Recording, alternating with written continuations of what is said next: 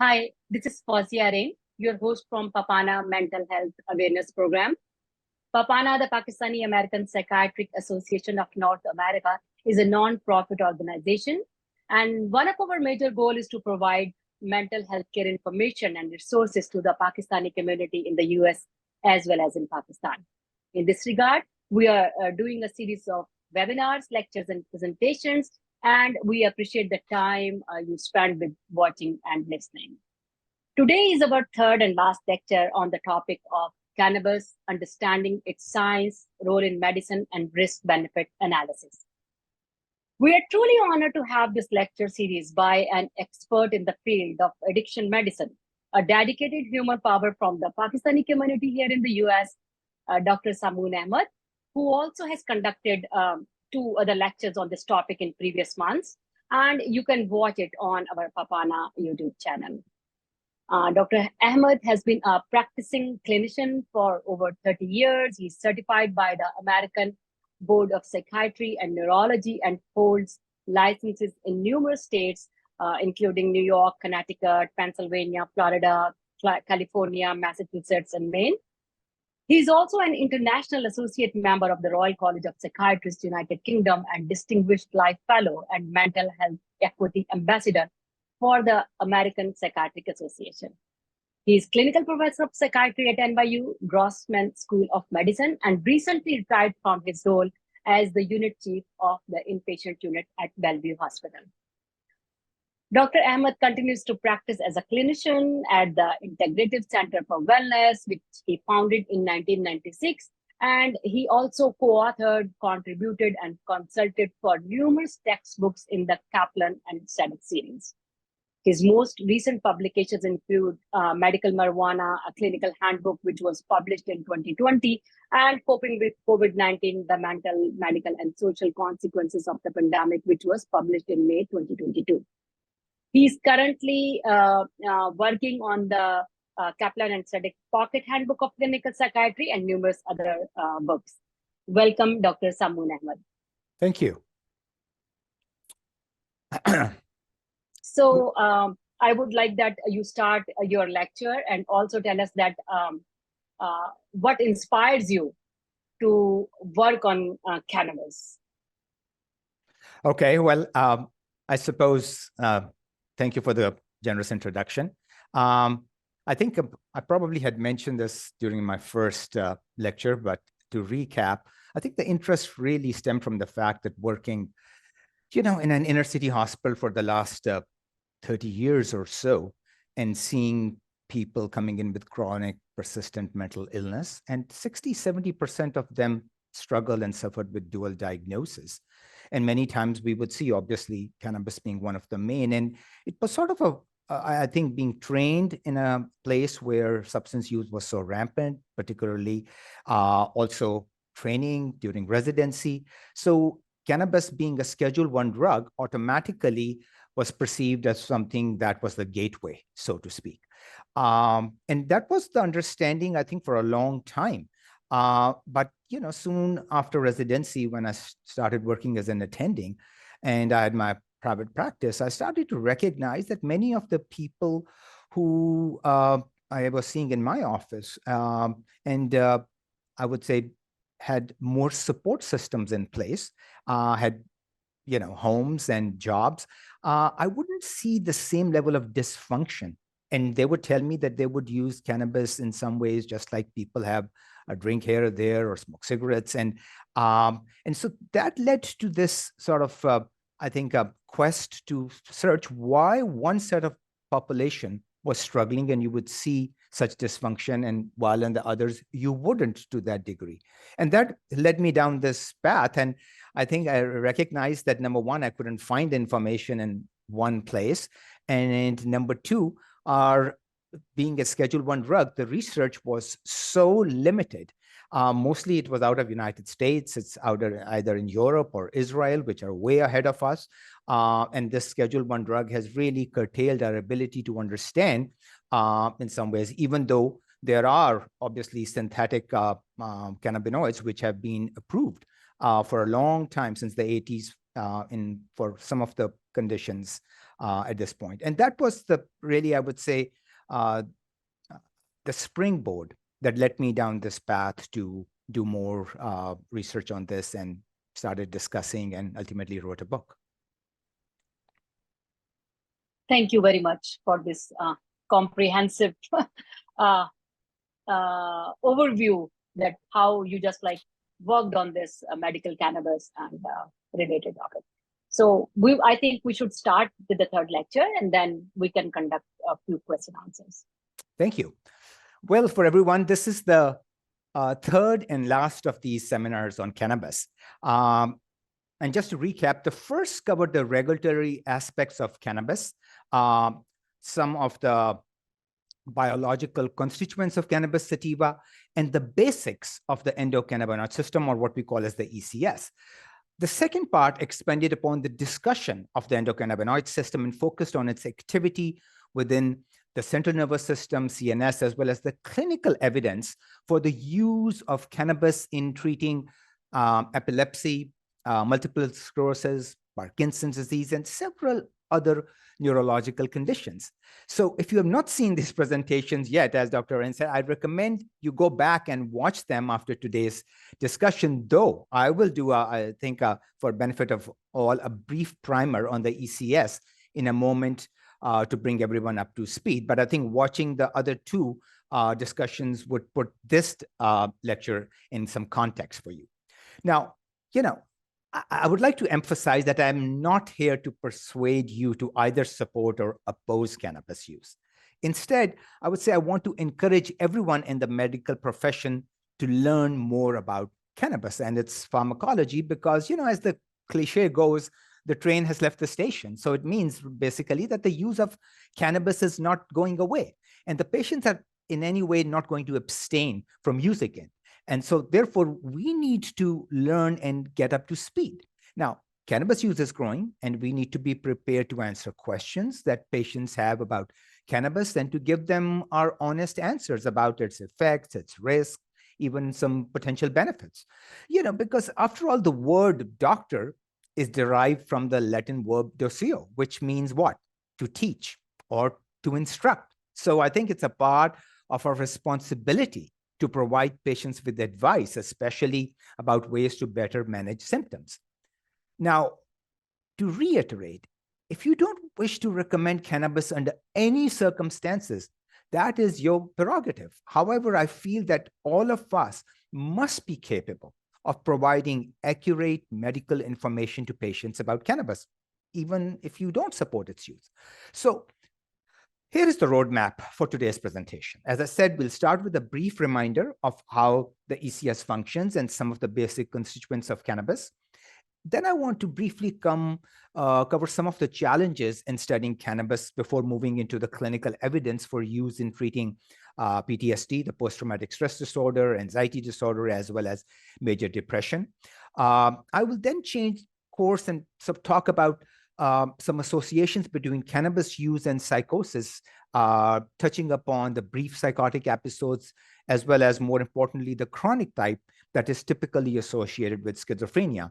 And this will lead into the subject of cannabis use disorders, substance use disorders in general. And finally, I will close with, I think, some practical ways to discuss dosing before we can get into the questions. So as you look on the slide, this is the endocannabinoid system, or ECS. By definition, it's a wide-ranging biochemical communication and regulatory system that is found throughout the body.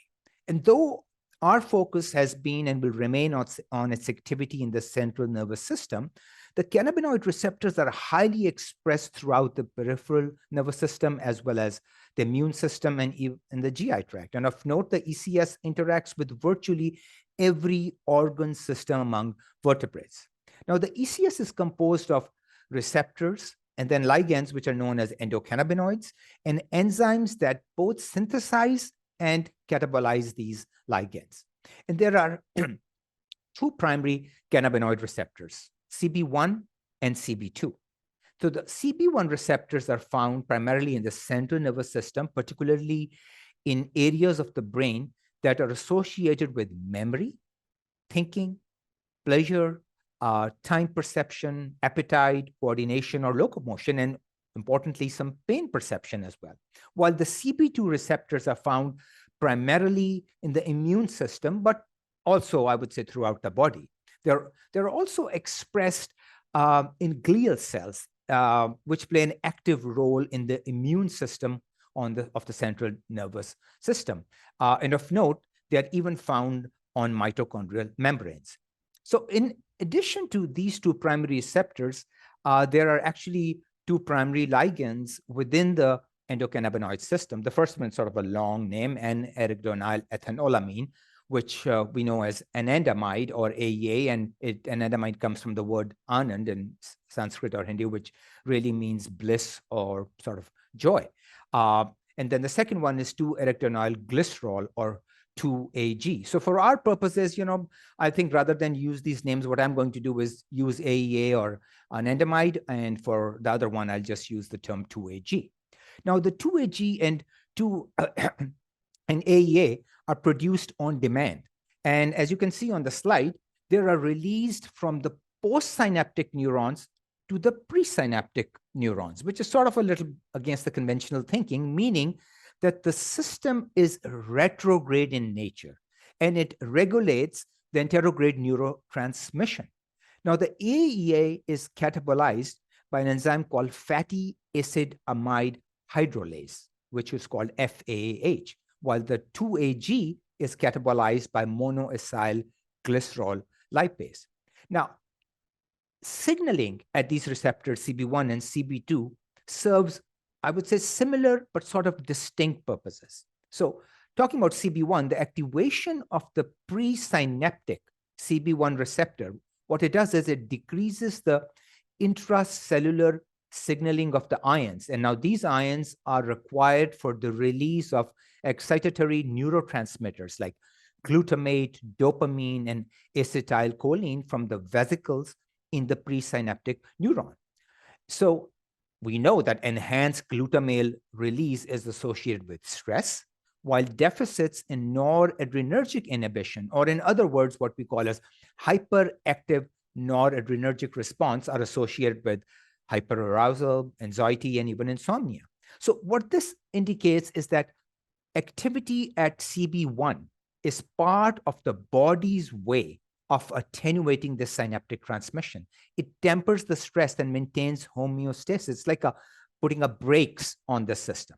So simply put, CB1 activation attenuates the excitatory response in the body. Now, activation of the CB2 receptors, meanwhile, it decreases the pro-inflammatory cytokine signaling by inhibiting the overproduction of what are inflammatory cytokines. Examples would be IL-6 and IL-1 beta, among others, to once again do the same, maintain homeostasis, put the brakes on them. And so there is, some clear evidence that both AEA, which is anandamide, and 2AG are also produced in the injured tissues, and that is to modulate nociceptive, which are pain signals. However, it should be noted that compounds found within cannabis that are active at particularly CB2 do not seem to be particularly effective at treating acute pain, though many patients claim that it may make sort of chronic pain more manageable. So it doesn't eliminate the pain, it sort of dims the pain, makes it easier to sort of what we call as ignore the pain. Now, as an aside, there is a sort of an interesting case which highlights this of a Scottish patient who, due to a genetic anomaly, produced very little, if any, fatty acid amide hydrolase, which was FAH, which is the enzyme that catabolizes and degrades AEA. And because she couldn't degrade AEA, that means the anandamide remained high. So no surprise that she reportedly had very high levels of this endogenous cannabinoid. And in fact, they were about 70% higher than controls. So what was the result? Was that she had an extremely high threshold for pain and also claimed to have never experienced anxiety or depression, though there was some short-term memory deficits. And I would say it's a really fascinating paper published in the British Journal of Anesthesia in 2019 by Habib and colleagues. Now, As I noted in the previous session, the cannabinoid's anti-inflammatory activity is one of the main reasons why there has been so much enthusiasm for cannabis in the treatment of disorders like multiple sclerosis, arthritis, and even, I think everyone is now familiar with what we call a cytokine storm, which briefly entered the public parlance at the height of the COVID-19 pandemic. However, inflammation has become a concern within psychiatry within the last decade or so, since it now appears that there is this intimate relationship between stress, diet, inflammation, neuroinflammation, which is important, and certain sickness behaviors that include fatigue, anxiety, and depressive symptoms, especially anhedonia. Now, taken from this perspective, mitigating inflammation becomes important, not only in the field of neurology, but to psychiatry as well. And it may hint at a mechanism of action for some of the beneficial effects of cannabis when treating anxiety and depressive symptoms. However, I think I'm getting a little ahead of myself because that is a discussion by itself, or a separate lecture, I should say. Now, the boundaries of the endocannabinoid system are not restricted to just two receptors and two ligands. There is this host of other receptors that play a role in the endocannabinoid system, and this more expansive system is known as the endocannabinoid dome. And it includes, the first one is the transient receptor potential channels like TRP1, TRPA1, TRPM8, and there is the peroxisome proliferator activated receptors, even serotonin, dopamine, opioid receptors, and importantly, orphan G protein coupled receptors like GPR55 and GPR18. And this G protein coupled receptor, in fact, was the receptor that led to the discovery of CB1 and CB2 receptors. Now, many of the compounds, I should say, found in cannabis very closely resemble what I mentioned about the endocannabinoids found in the body, and they activate various sites throughout the ECS.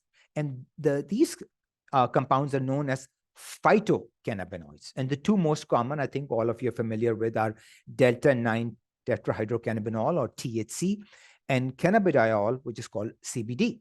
Now, THC is primarily responsible for the intoxicating effects associated with marijuana. However, the CBD, though it has psychoactive properties, it is not intoxicating. Now, as a reminder, and this is an important one, hemp and marijuana are the same species, which what is Cannabis sativa. And this is important, I think, for most people, because from a point of confusion, the distinction between the two is purely a legal one and is based on the THC content. So if a cannabis sample contains more than 0.3% THC, it is classified as marijuana, but if it contains less than 0.3% THC or less, it is considered hemp. So THC and few other phytocannabinoids are partial agonists that directly activate both CB1 and CB2 receptors. Conversely, the CBD, on the other hand, sort of is a very weak partial agonist in CB2, and I would say it's inactive at CB1 receptors, though this is an important point, it can moderate THC's effects on the CB1 receptor by antagonistic activity, but only in the presence of THC, not without it. Additionally, it targets several other sites within what I call as the endocannabinoid dome. So this kind of, I would say, indirect activity appears to be the mechanism for action for most of the phytocannabinoids.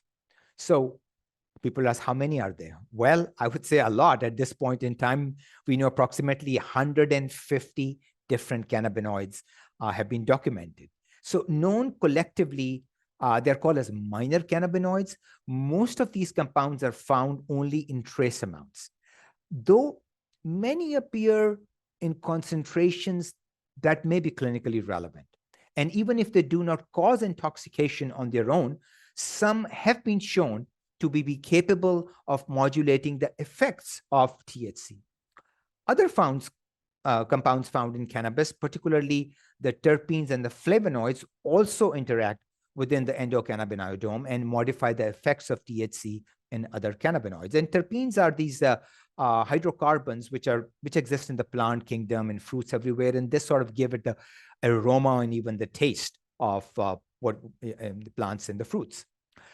So think of this interaction between all these compounds in terms of how, if I make an analogy, the modifications to what we know as the stereo equipment, which is the equalizer or the mixer, it can change the subjective experience of listening to a song. You just change these buttons up and down, and the bass, the treble, and other harmonies, they can literally change. So in a similar way, changing the concentrations of the terpenes, minor cannabinoids, 150 of those, THC, CBD, and you can just look at how many would there be and how many combinations, probably hundreds and thousands, and how they can change the subjective experience of cannabis. So when treating, I would say, symptoms associated with psychiatric disorder, I think this can have a tremendous therapeutic impact. And I would say we don't know much, so we are at the tip of the iceberg to understand and sort of unravel this mystery. So this synergistic interaction between THC, CBD, the minor cannabinoids, and other compounds like terpenes and flavonoids, it's known as the famous entourage effect. And it accounts for this tremendous variability across different samples of cannabis. And since some of these compounds also have therapeutic value, it also represents one of the major challenges in trying to draw conclusions from just observational studies where cannabis is sort of treated as a uniform substance. Now, more than just having different levels of potency with respect to the THC concentrations, it really needs to be stressed that patients are not introducing a single active ingredient into their body when they smoke or vaporize flower cannabis. Even if they procure it at a dispensary, they're introducing these dozens of active ingredients, and these many appear to modulate the effects of others. Now, to make matters even more complicated, the cannabinoid and the terpene profiles of different cultivars can have these vastly different effects, even if the THC and CBD content are similar. And this can impact what is the therapeutic value of cannabis and its subjective effects. So to use, again, an analogy, it would be like judging the efficacy of two multivitamins based solely on the vitamin C and vitamin D content and sort of disregarding all other constituents. Even in cases where samples are identical, the subjective effects can vary from person to person due to a variety of reasons, as one's genetics and sex, as well as one's temperament, mood, and surroundings. And what, if you can recall, Timothy Leary famously described as the set and the setting. Now, the set is the mindset of the individual who's consuming the drug, while the setting is the social environment in which they're consuming the drug. Additionally, patients who regularly use cannabis can develop a tolerance to THC. And I know many people think that's not the case, but that is where the science is. Those who have a higher tolerance need a relatively larger dose to feel the same subjective or therapeutic effects as someone with a lower tolerance. So particularly when it comes to the subjective effects of the THC, one develops a tolerance because repeated use downgrades this CB1 expression throughout the central nervous system.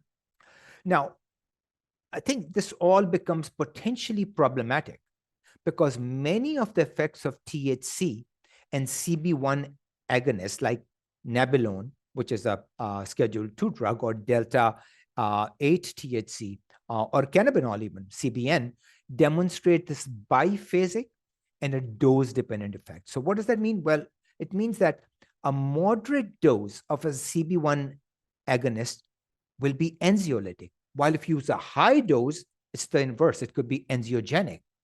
However, the link between this moderate dose and a high dose is extremely blurry, and that's the problem. The same dose may produce no effect in one patient and cause the other to experience extreme anxiety.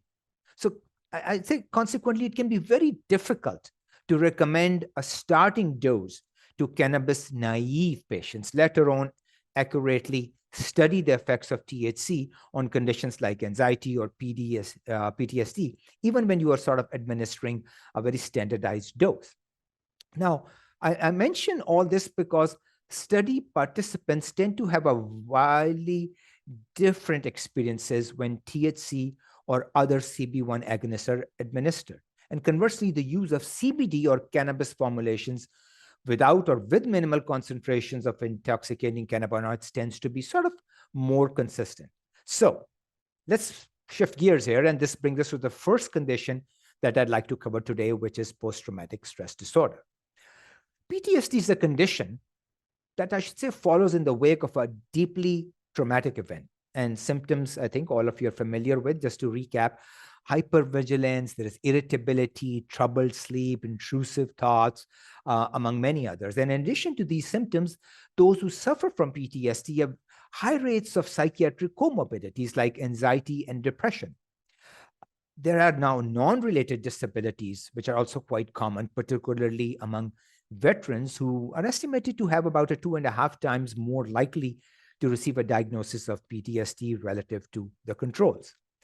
Now, I don't believe today we have time to go into the depths of the neural correlates of PTSD, but I do want to mention that the disorder is characterized by a dysfunctional stress response following a trauma and affects it affects the hypothalamic pituitary adrenal axis, hippocampus, amygdala, as well as the signaling between these regions and regions associated with what deals with executive control and emotional regulation in the medial prefrontal cortex, the cingulate gyrus, subcallosal gyrus, and orbitofrontal cortex.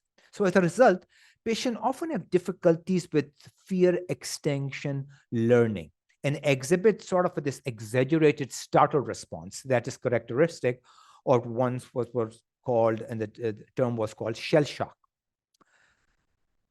Now, for many years, who suffer from PTSD, we have thought of that they have used cannabis to self-medicate and manage their own symptoms, claiming that it reduces their anxiety and stress while it improves their sleep and mood. So many activists have cited this kind of anecdotal evidence as the proof of efficacy of cannabis. And this includes formulations that are high in CBD, as well as formulations that are high enough in THC to be classified even as marijuana. And in fact, this is interesting that even though marijuana remains illegal under federal law, there seems to be this broad bipartisan support for allowing researchers access to cannabis to help treat veterans with this disorder. So despite so much anecdotal evidence and sort of growing support for its use in treating veterans, we still do not have a great deal of clinical data on the effects of cannabis on PTSD. If you look at the systematic reviews of cannabis in the management of PTSD, symptoms have largely relied on what we call a sort of a low quality evidence, mainly from single arm observational studies that have numerous and multiple limitations. And meanwhile, to date, there's only been one, I should say, well-designed study to examine the effects of cannabis on PTSD. Now, study that I'm mentioning was largely spearheaded by Dr. Sue Sisley, and it was published in this PLOS One in 2021.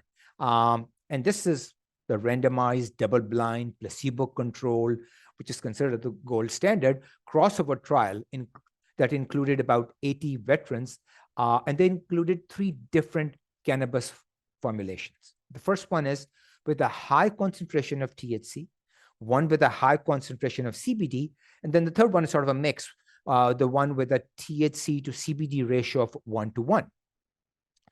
Conclusions, unfortunately, not as strong as many had hoped.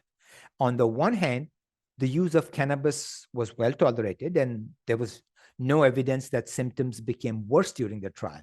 On the other, all participants, including those who received placebo, saw similar within subject reductions in total CAPS-5 total severity scores, which is clinician administered PTSD scale.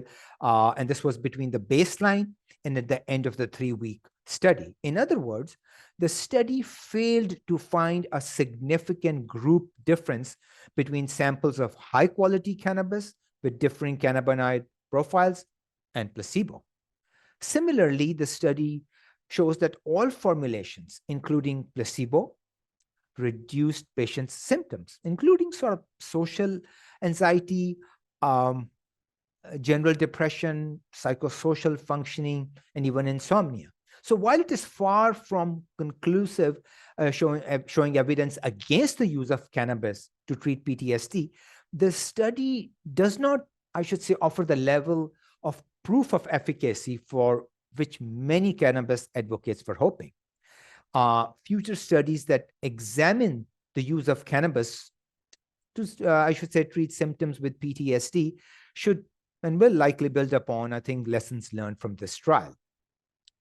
Now, before moving on, I would like to touch upon a more recent Australian study, which was published quite recently this year. And this focused on the use of cannabis to treat symptoms of anxiety, depression, fatigue, sleep disturbance, and the ability to sort of comfortably participate in day-to-day activities for individuals with either PTSD or sort of what is an unspecified anxiety disorder. And in this one, there were now 5 different formulations that were included in the study. The first one is CBD only, then there is THC only, then a 1-to-1 ratio of CBD to THC. The fourth one is a 1.5-to-1 ratio of THC to CBD, and then the reverse, which is a 1.5-to-1 ratio of CBD to THC. And I'm not going, it's a very busy slide.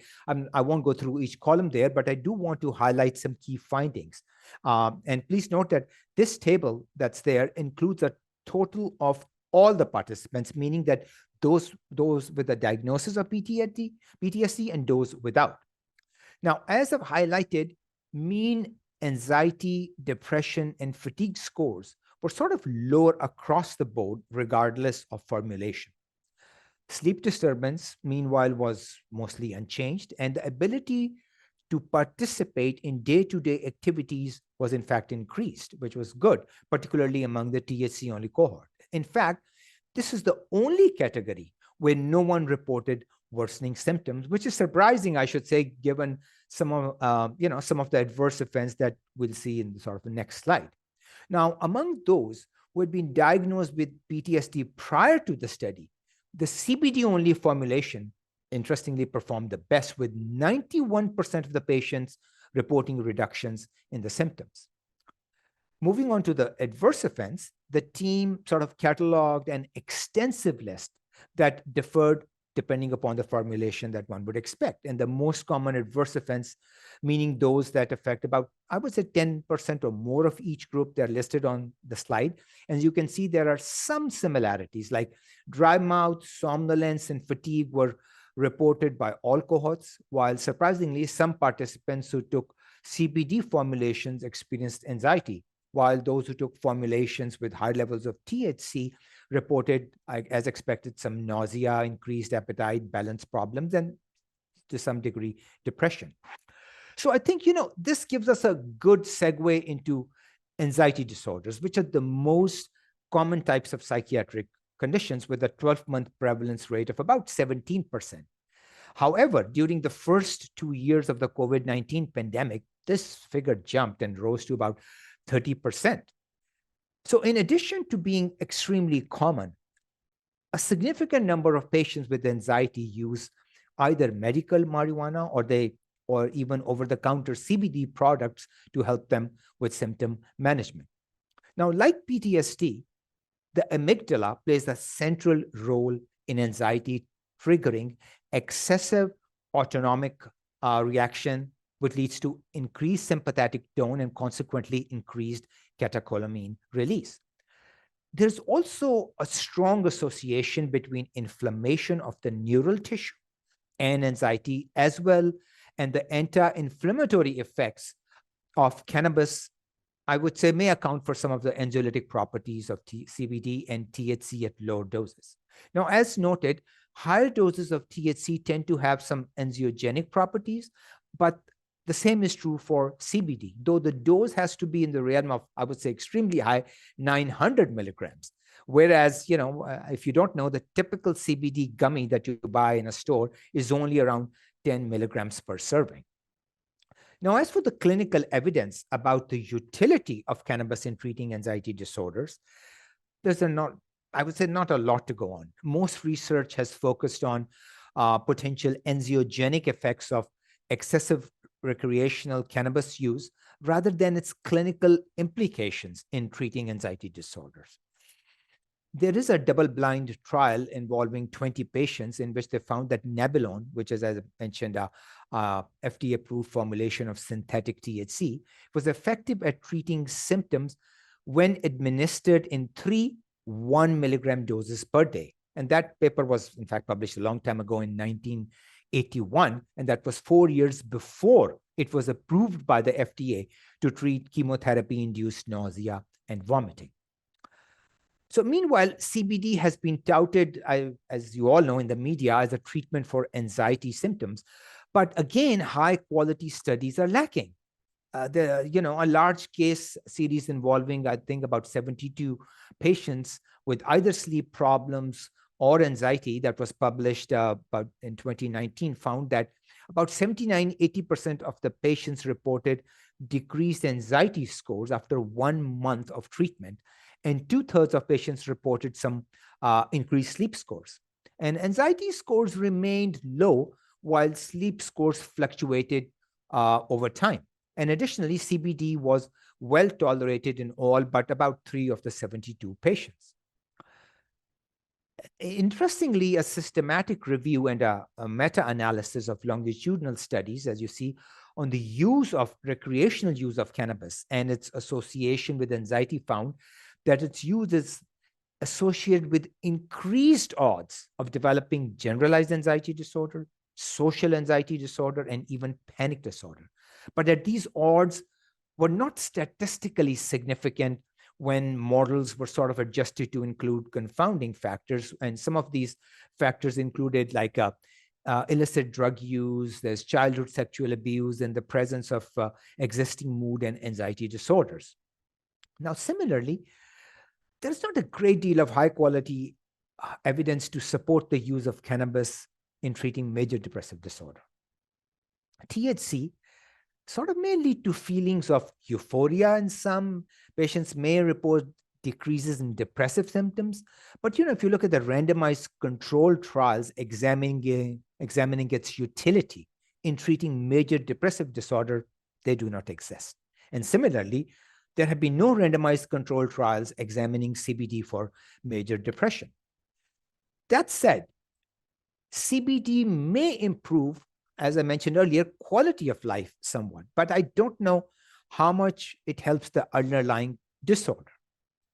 Meanwhile, acute THC intoxication has been shown to improve symptoms in both the short term, but that doesn't seem like a long-term solution. And it may benefit patients with depressive symptoms associated with other conditions, particularly those that are mediated by an exaggerated stress response. But again, it's unclear if it will benefit patients who have a primary diagnosis of major depressive disorder.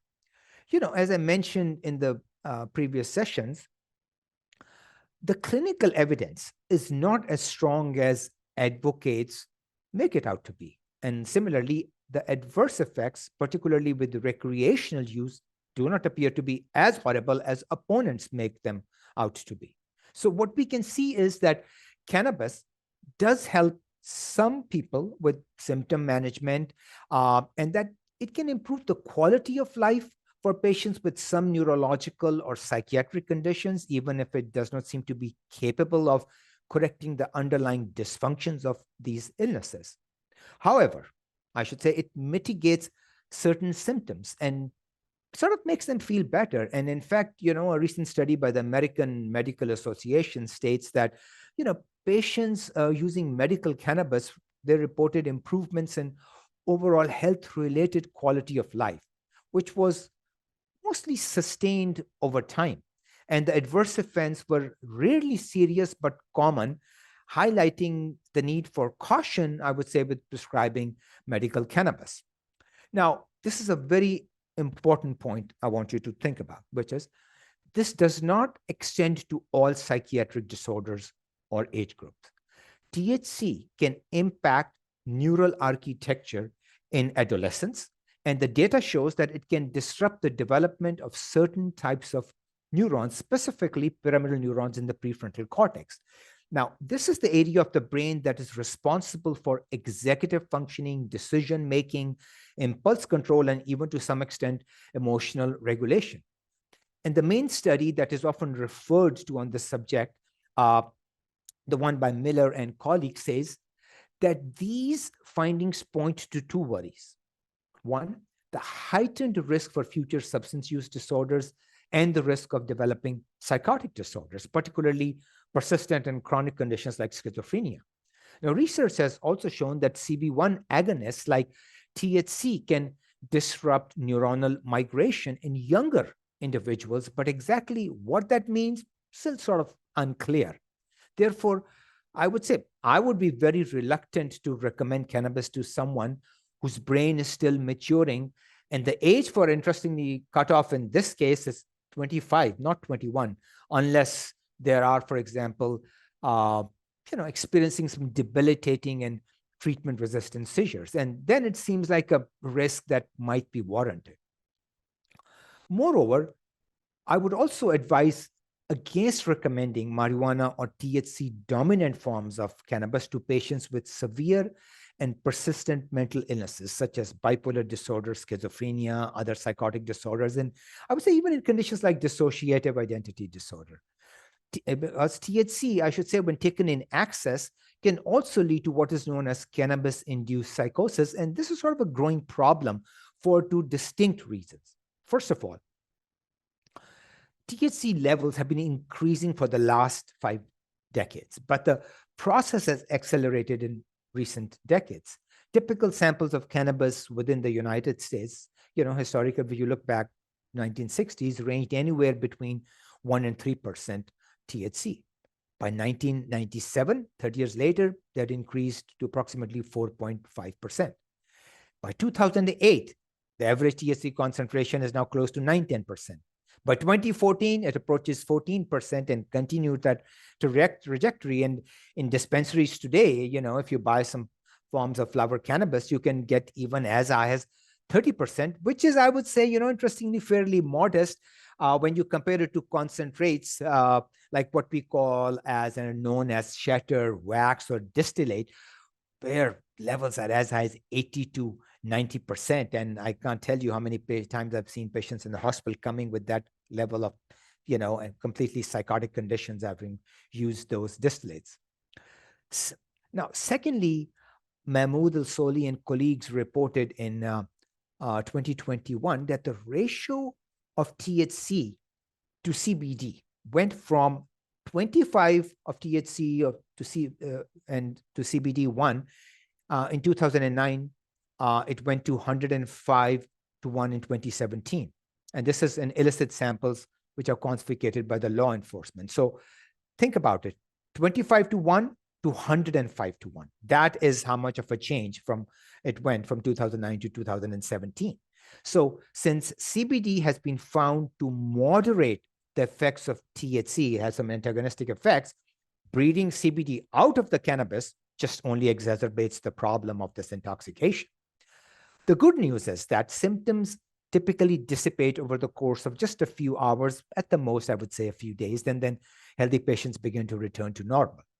However, here's the punchline, which is the bad news is that there appears to be an association between the chronic psychotic conditions like schizophrenia and the use of cannabis, and the medical community has expressed concern that patients who are especially genetically predisposed to schizophrenia, meaning they have family history of condition psychosis, they are more likely to develop the disorder with frequent use of cannabis, especially if the formulation is very high in THC content, which is now extremely common in the recreational market. And I can testify to this fact, considering how many of patients who are young, college bound have struggled with this and ended up with chronic psychotic disorders. However, on the flip side, there is a serious problem with this premise as well.